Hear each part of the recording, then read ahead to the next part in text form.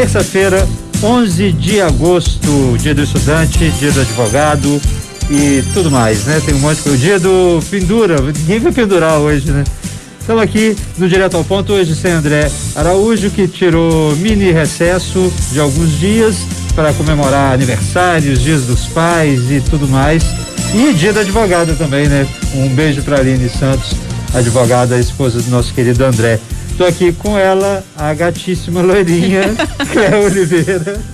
Boa noite, Cléo. Boa noite, Fernando. Boa noite, Japa, que está conosco aqui nos trabalhos técnicos. Boa noite para todos os advogados, em especial os que eu me relaciono mais, que alguns sou fã, inclusive, aí nas redes sociais, acompanho, gosto.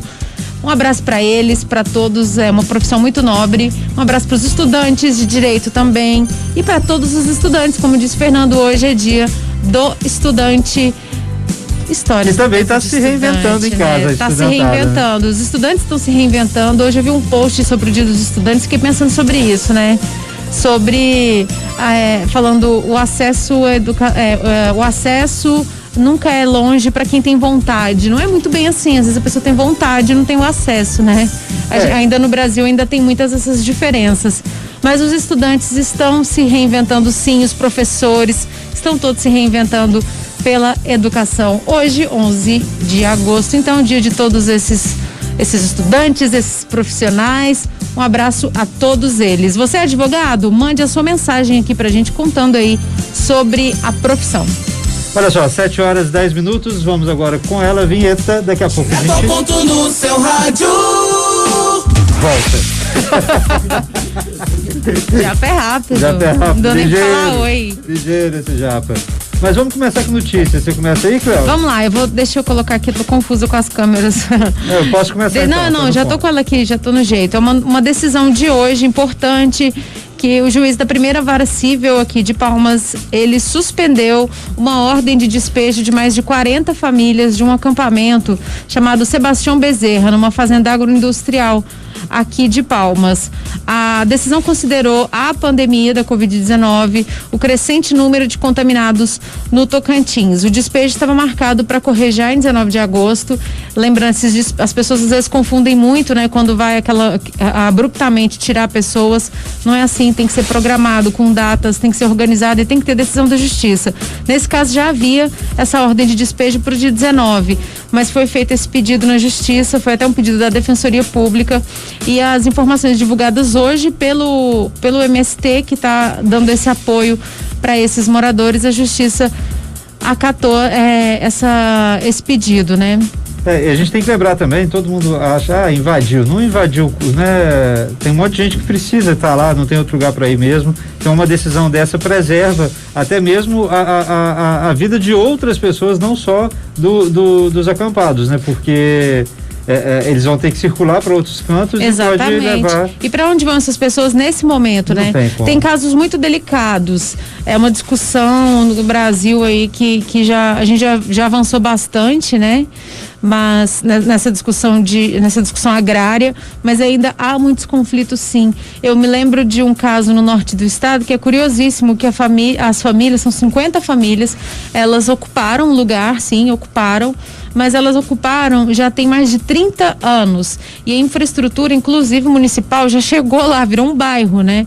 Já tem fornecimento de água, passa Bahia, né? ônibus escolar. É um negócio que se arrasta mesmo. E o proprietário, mais assim, curioso que eu acho, o proprietário, ele mora no Japão.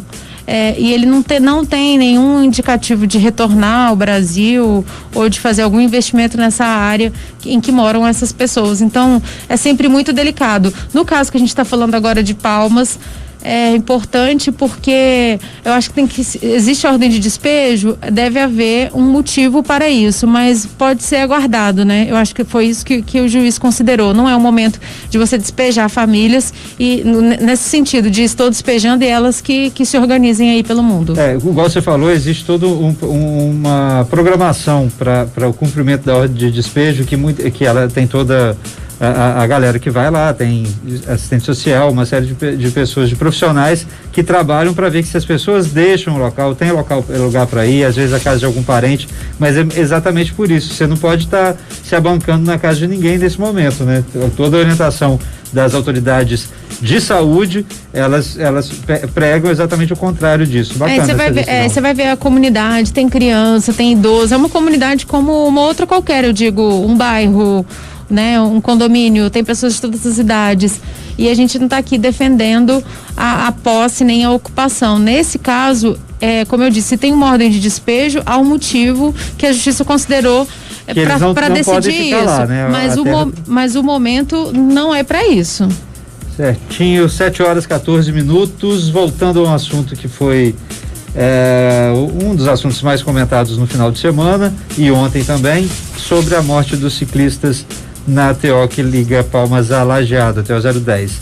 O advogado que defende o motorista do veículo que estava dirigindo o carro que atropelou e acabou deixando os 2 ciclistas mortos na TO 010 no fim de semana, o advogado é o Tércio Cavalcante, disse que o motorista, o cliente dele no caso, deixou o local do acidente por medo de ser agredido ou linchado por conta da chegada de várias pessoas lá no local.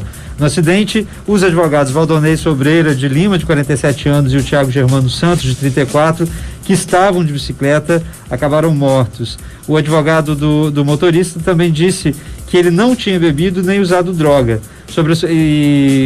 Eu lembro que na entrevista que eu vi do policial militar ontem, ele disse que realmente no carro não havia nenhum indício de que tivesse havido consumo de bebida alcoólica. Obviamente, hoje já não dá mais para poder fazer exame, né, do tempo que passou, e o fato de não ter coisa no carro também não quer dizer que não tenha bebido. Não estou fazendo juízo de valor aqui.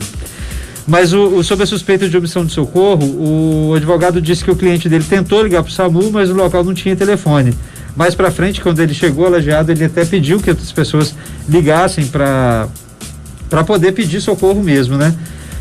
O motorista vai se apresentar na Delegacia de Combate aos Crimes de Trânsito e vamos ver o que vai virar isso, né? A Polícia Civil falou ontem, né, que já tinha identificado o motorista, mas não tinha identificado o cara. As vítimas estavam pedalando às margens da rodovia, foram arremessadas a cerca de 100 metros de distância.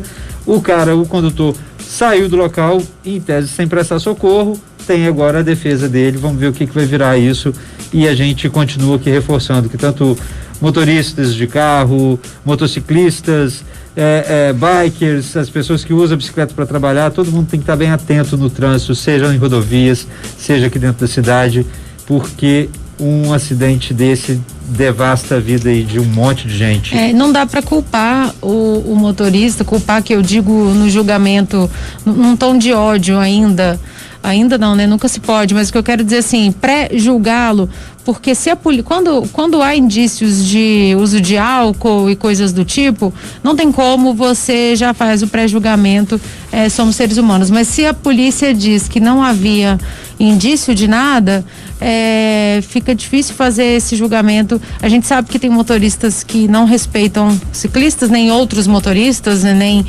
motociclistas, mas tem que tratar com justiça toda essa situação, né? As famílias dos ciclistas estão arrasadas, das vítimas, né? Estão arrasadas com toda a dor que é típico, né, desse momento, e é muito verdadeira. O fato é que tem que ser apurado, porque há muita discussão de essa rivalidade de motociclistas com motoristas. A gente falou disso ontem, essa rivalidade no trânsito, na verdade. E aí sempre que acontece alguma coisa, parece que foi proposital ou foi intencional, e não necessariamente pode ter sido, né? Acidentes acontecem. Pois é, hoje tem que ser punido, tem que ser avaliado, mas não necessariamente foi intencional, eu vi essa pessoa e vou, né, fazer o crime. 7h18, dá os primeiros alôs aqui, a galera que está acompanhando a gente no Facebook, que você pode acompanhar a gente vendo e ouvindo, né, na página da Jovem FM tracinho 104,7 e também na página do Direto ao Ponto Tocantins. Jarbas Coutinho está aqui, João Paulo Arruda, um abraço para vocês. Quem mais está aqui? Dona Maria José, sempre, como é que a gente fala? Infalível, né? A Mary Jane sempre.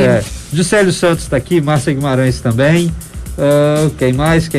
Pedro tá aí, seu amigo, seu elo com Cazuza. O Pedro Chicre tá aqui, chegou aqui para ver.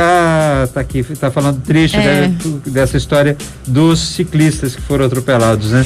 Camila Mitia também, e nossa outra infalível, né? E o Léo Rocha conosco aqui, 7h18. Antes da gente ir pro intervalo, eu quero mandar um abraço especial, super, na verdade, para um aniversariante do dia, que é o doutor Murilo Machado, da Defensoria Pública, tá de aniversário hoje. Um abraço para ele, felicidades e realizações.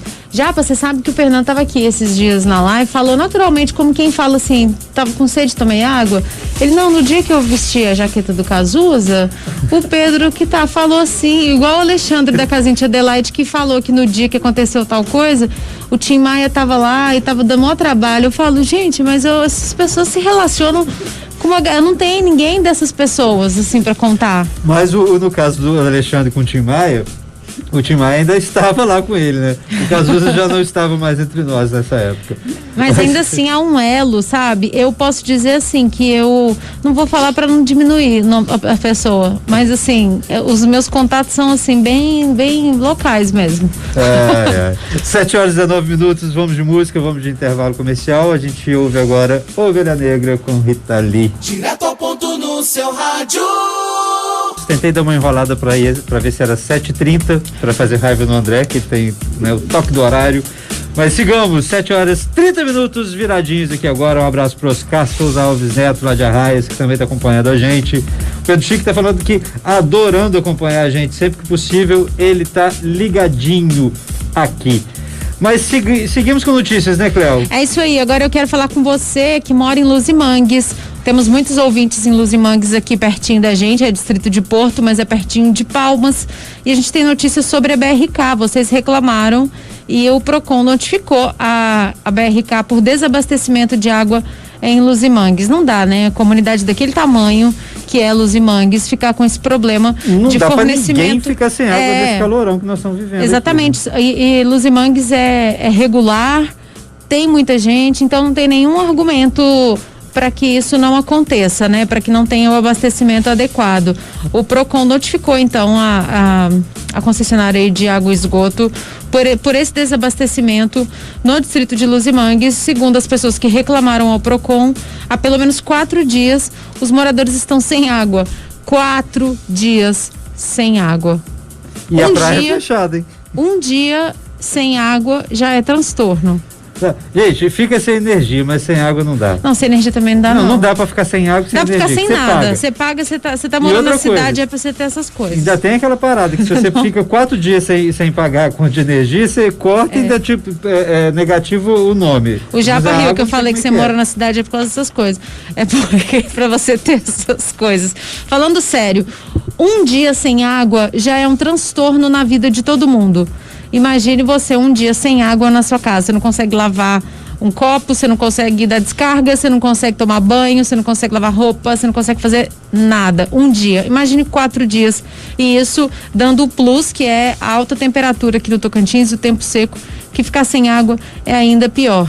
Segundo o PROCON, as pessoas que reclamaram falaram que além do desabastecimento tem um problema constante, que segundo eles é a oscilação na pressão da água, que dificulta a chegada da água nas torneiras. O Código de Defesa do Consumidor determina atribuições das concessionárias de serviços públicos, entre elas fornecer o serviço de forma adequada, eficiente e seguro. Ela foi notificada, então vamos ver qual vai ser a resposta, né, que vai ser dada. As pessoas às vezes reclamam de só notificou, só recomendou, mas é o primeiro passo para que se cumpra todas as etapas sejam cumpridas para tentar resolver o problema da melhor forma possível. Se você quer dar um plus, né, nessa denúncia, às vezes a região que você mora, que Luzimangues é grande, também enfrenta problemas, ou outros lugares aqui do Tocantins, você pode fazer a denúncia pelo 151, que é o telefone do PROCON, ou também por WhatsApp no telefone 99216 6840. Fernando. Olha só, e esse lance de entrar, da pressão da água, ainda tem aquela, que a gente nunca sabe se é lenda ou não, aquele lance, quando entra água no encanamento, depois aquela água acaba girando o relógio. Tem uma galera que produziu um motorzinho para poder, né, que vende isso separado. Eu tirei esse motorzinho esses dias lá do meu prédio. Tinha lá. Olha só. Não funciona. Não sei, eu cheguei em casa, muito barulho, muito alto, né? Agora sem brincadeiras. O barulho do motorzinho é muito alto. Não sei se funciona para isso, né? Mas algum tipo de coisa que deve ser regular também, não sei. Eu sei que no caso de apartamento é muito alto o barulho. Eu cheguei depois do programa e vi que tava um barulho muito alto na caixa de que ficam os relógios. Sim. E aí abri a caixa e fui investigar. Aí o morador que tinha colocado viu aquela minha movimentação e chegou lá e disse que ele tinha colocado isso para reduzir a conta dele. Eu falei, então o senhor poderia fazer o seguinte, levar esse aparelhinho onde o senhor comprou e dizer que está fazendo muito barulho. E não tem mais, mas a lenda é que funciona. Eu realmente não sei se isso é legal. Eu acho que até um debate que a gente pode trazer para o programa de amanhã, né? Pode ser. Segundo esse meu vizinho que colocou o equipamento lá e já tirou, inclusive, ele dá uma reduzida no volume de água que é enviado, né? Olha só, 7h34, o nosso brother lá, o Ragner Medeiros, que tá aqui, ele falou, meus repórteres favoritos, boa noite, gente. Em Luzimang já estão pagando água, se não me engano, lá não tinha cobrança. Se tem a BRK e se tem a cobrança do Procon, obviamente, pode ser que em todos os... Talvez não em todos os loteamentos, né? Mas o fato, Ragner, é que o loteador hoje, quando ele entrega o loteamento, ele tem que entregar toda a rede de água e de energia já pronta para as concessionárias atuarem. Então pode ser que é desse jeito. Mandar um abraço para quem? Para sua mãe Magna, o Cleuber, que é seu pai, e o seu irmão Kaique, estão todos escutando a gente aí. Um abração então para você, Ragnar, que está sempre ouvindo a gente, a Magna, o Cleuber e o Kaique. Um abraço para todo mundo, uma semana calorosa, pode ter certeza. Isso nós vamos ter. 7h35. Cleo, tem novidade também na feira da 304 Sul. Qual? A prefeitura anunciou que hoje tem feira, né? Terça e sexta tem feira tradicional, e a feira agora vai começar a vender através de drive-thru em alguns dias da semana. A ideia é diminuir a quantidade de tempo que os clientes ficam lá na feira. O primeiro teste vai acontecer amanhã e depois, quarta e quinta-feira. 60 barracas vão funcionar entre 8 da manhã e 8 da noite. Esse teste também vai ser repetido no dia 19 e no dia 20 desse mês. Como é que vai ser? As barracas vão ser separadas em 2 blocos no estacionamento.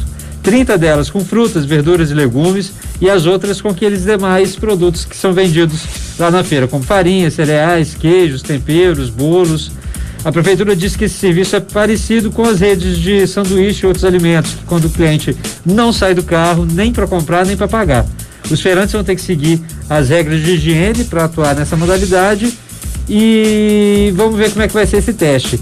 Então, 30 hortifruti e 30 outros produtos lá na feira, amanhã e depois de 8 da manhã às 8 da noite. Você não vai sair do carro, nem da moto, vai pedir o seu produto, e nas terças e sextas vai continuar funcionando do jeito que vem funcionando. Não normalmente, porque não começa naquela sexta e vai até de manhã cedo no sábado, né? A galera tá segurando. Isso mudou, né? O povo ia comer chambari e amanhecia lá na feira. A prefeitura amanhã também na verdade, Palmas amanhã recebe, ou pelo menos espera, o ministro do Desenvolvimento Regional para entrega oficial do Residencial Jardim Vitória 1 e do Centro Municipal de Educação Infantil CEMEI Vitória Régia, que mudou mesmo a nomenclatura, né? Que vinha nomes infantis e tal, agora é Vitória Régia.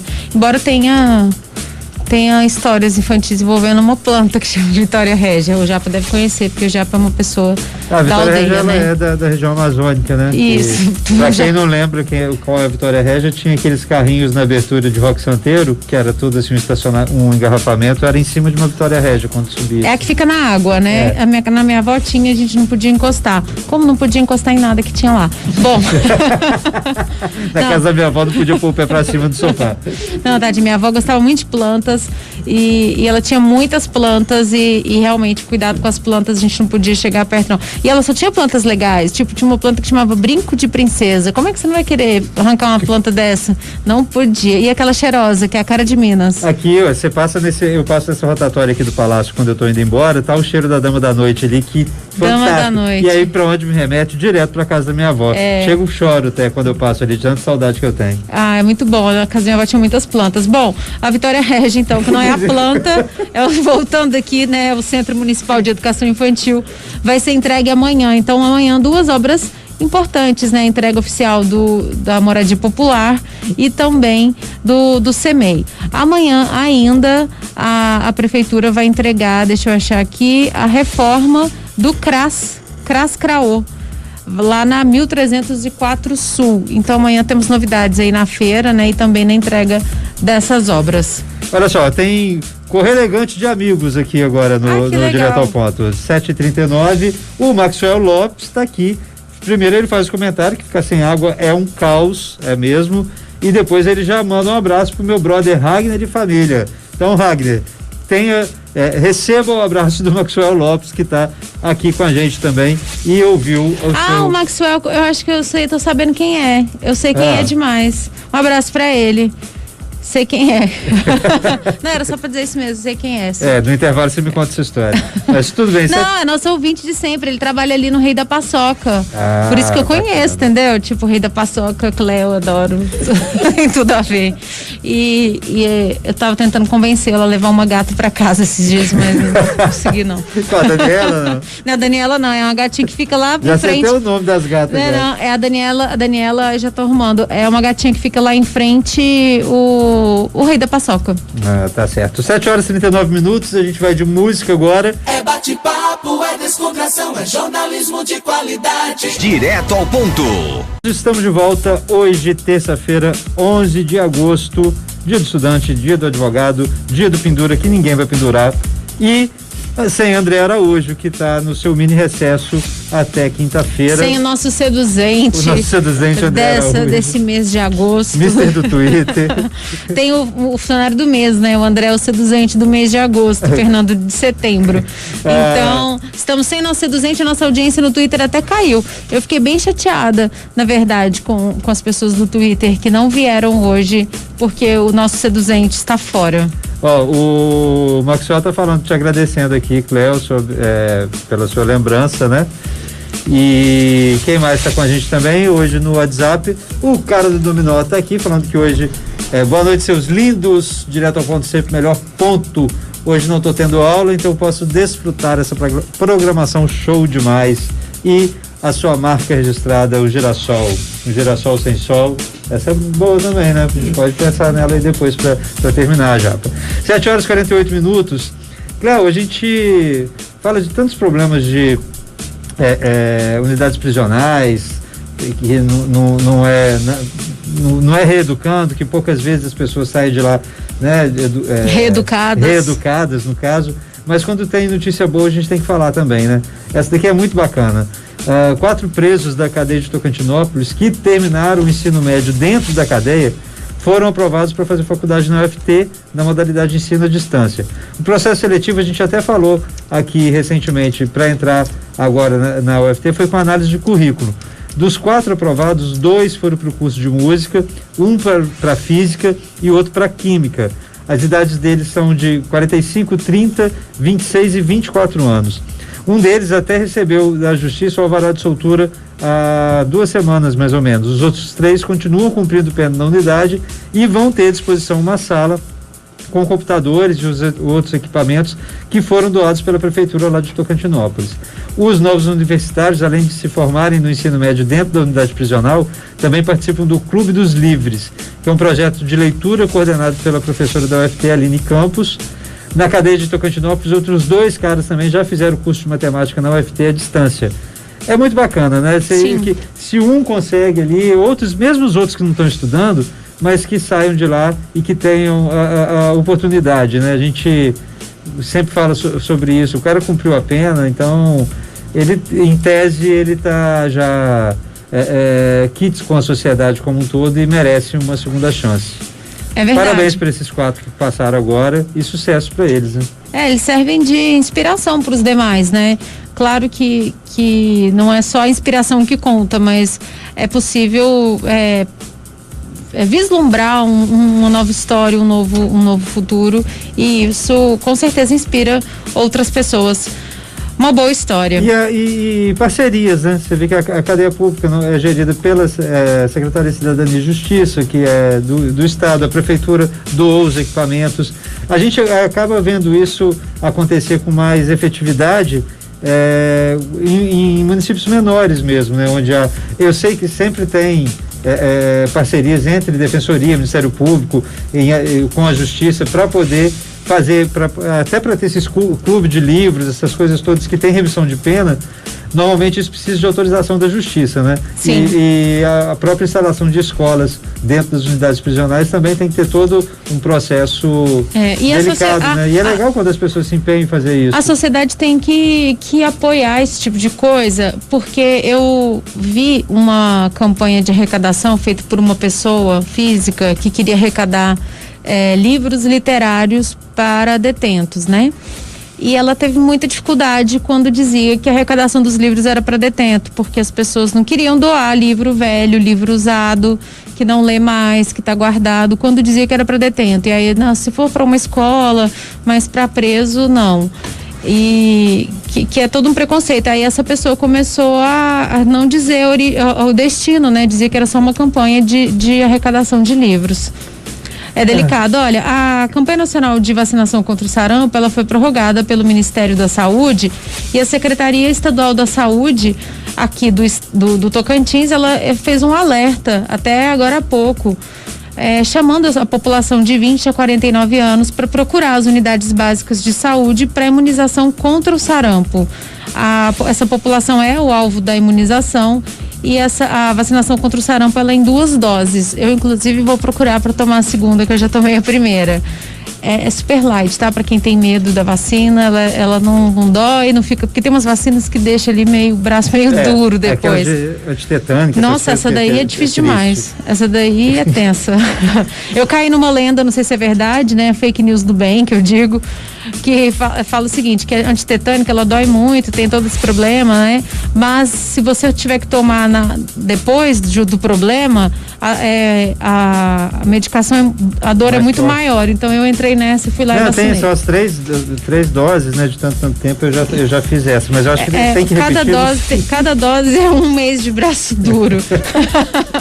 Mas essa do sarampo é tranquila, agulha fininha, o pessoal preparado, tem a mão leve ali, você nem sente não. E então você procure as unidades, elas estão abastecidas para você poder se imunizar contra o sarampo. 7h53, aqui eu tô falando de sarampo e de vacina. A gente sabe que a Rússia hoje anunciou nova vacina, uma vacina para combater, imunizar as pessoas contra o novo coronavírus, mas ainda está cercada de polêmicas e dúvidas a respeito do tempo de testes. Então a gente lembra que não tem uma vacina ainda contra o novo coronavírus. E lembrando que aqui no estado hoje, o boletim divulgado pela Secretaria Estadual da Saúde contabilizou 759 novos casos da Covid-19. Em Palmas foram 214. Um número, apesar de não ser das últimas 24 horas, são números expressivos. Araguaína, 125. Colinas, 40. Formoso, 37. Assim como Gurupi. E assim vai. Infelizmente, todos os 139 municípios do estado hoje já têm casos confirmados da Covid-19. Ao todo são 33.047 casos desde o início da pandemia aqui no estado. Quase 20 mil pacientes estão recuperados, mas mais de 12.700 ainda estão em isolamento domiciliar ou hospitalar. 474 pessoas morreram de março até aqui no Tocantins. Fique esperto, galera, não é brinquedo não. Vamos lá, não vá para os grupos sem saber. Lá. Você não pode. 4 minutos, Cléo, não vá para os grupos sem saber. Não vá para os grupos sem saber que o Antônio Fagundes, sabe, o bonitão lá, o do Cilada Bino, foi bloqueado no Instagram. que ponto chega. Se ele está sendo bloqueado, imagina nós mortais. Ele foi bloqueado de fazer comentários porque ele enviou em um curto período de tempo, ele mesmo, ser também, a terceira idade no Instagram, né? 4.000 emojis de florzinha em resposta a comentários deixados no post dele. O Instagram, obviamente, entendeu que era um robô postando tantas coisas ao mesmo tempo e o mesmo emoji, né? Entendeu que era um robô e bloqueou a conta automaticamente. E a conta era dele, aí ele foi explicar, gente, sou eu mesmo que administro, não é robô, não é assessoria. Eu paro, achei bacana, ele disse que para, às vezes, para ler, e quando ele vai ler tem muita coisa, então ele responde tudo de uma vez. E aí tinha um post que tinha comentários tão carinhosos e bacanas que ele resolveu dar uma florzinha para todo mundo. Ótimo. E aí ele foi dando florzinha. Antônio Fagundes sempre seduzente, né? Seduzente. Dando flores 4.000 florzinhas para as helenos e helenos que estavam comentando. O Instagram falou, aqui não. Olha só, e não vá para os grupos. Nós estamos muito... como é que chamou ok lá? O Nelson Rubens. Sim, né? Nelson Rubens. Em setembro a Globo já tinha comunicado... Para setembro, a Globo já tinha comunicado a volta do The Voice Kids, que foi interrompido em março por causa da pandemia do coronavírus. E a data de reestreia do restante dos episódios vai ser no dia 13 de setembro, num domingo. O primeiro dia de exibição vai ter tipo um programa especial, como se fosse uma retrospectiva. Nos seguintes, as apresentações vão ser ao vivo, mas com as crianças se apresentando direto de casa. Agora, hoje, foi a vez de confirmar mais uma edição do The Voice Brasil. Os shows começam no dia 15 de outubro e vão até o dia 17 de dezembro, nas noites de terça e quinta-feira. Assim como a versão Kids, o programa não vai contar com plateia. Cléo? Vamos lá, quando o rolê é muito louco e é muito divertido, é uma história dessa que eu trago pra você agora no Não Vá Pros Grupos Sem Saber. Parece, mas não é fake news. A notícia que ganhou as redes sociais nos últimos dias sobre um cão que sumiu de casa e foi encontrado no dia seguinte correndo alegremente em um campo com outro cachorro e um bode. Aconteceu, claro, em 2020. Foi antes da pandemia, em janeiro, mas aconteceu esse ano, porque 2020 não para de surpreender. A mulher que é tutora do cachorro recebeu a informação que o animal parecido com o dela estava em um campo mais ou menos 10 quilômetros de onde ela mora, lá no estado do Kansas, nos Estados Unidos. Laura, que é a mulher, ela não hesitou, né? Tava procurando o cachorro desde ontem, do dia anterior. Pegou o carro e foi até o campo. Chegando no local, ela não acreditou no que ela viu e nem a gente que ela gravou. Ela avistou de longe um animal que parecia o cachorro dela, pegou o celular e chamou o cachorro Bob, e aí o cachorro veio correndo com outro cachorro e um bode. Mais surpresa, ao divulgar o vídeo nas redes sociais, a família descobriu que o outro cachorro e o bodinho eram de vizinhos que também procuravam os animais, gente que morava ali perto. Os bichos já se conheciam, talvez, né? Coisas de 2020. Parece, aquele quadro, né? Parece mentira, mas é verdade. Japa gostou, Japa lembrou. Valeu, Cléo, 7h58. Mandar os últimos abraços aqui, Sandra Tavares, Márcio Forró, o meu primo querido Dudu Ferreira, que tá lá no Rio, Aquiles Barros Mergulhão, Vanderlei Barreira. Valeu, galera. Cléo, um beijo, amanhã a gente tá junto. Japa, beijo. Um abração, vamos estar junto aqui amanhã também. E o Elbert Martins também, que chegou ali agora, desejando bom descanso, velado por Deus e Espírito Santo. Amém. 7h58, direto ao ponto. Fica por aqui, a gente volta amanhã, 7h da noite, com muita notícia, informação e gozação. Direto ao ponto. Jornalismo diferente.